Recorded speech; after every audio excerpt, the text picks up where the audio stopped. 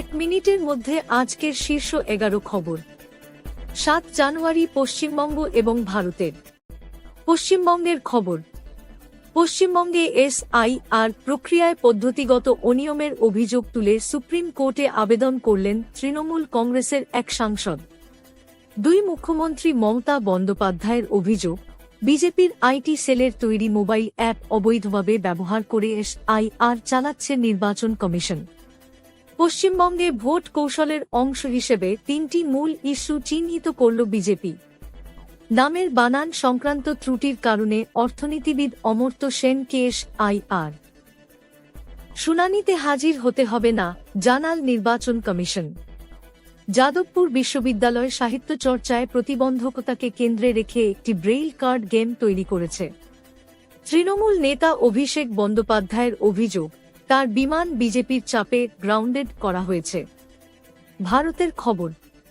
প্রধানমন্ত্রী নরেন্দ্র মোদী ইসরায়েলের প্রধানমন্ত্রী বেঞ্জামিন নেতানিয়াহুর সঙ্গে কথা বলে ভারত ইসরায়েল কৌশলগত অংশীদারিত্ব আরও মজবুত করার বিষয় নিয়ে আলোচনা করেন। মণিপুরের প্রাক্তন মুখ্যমন্ত্রী বীরেন সিংকে ঘিরে ভাইরাল অডিও ক্লিপ সংক্রান্ত পুরো অডিও কেন্দ্রকে জমা দিতে নির্দেশ সুপ্রিম কোর্টের। দেশের বিভিন্ন অংশে জাঁকিয়ে শীত অব্যাহত।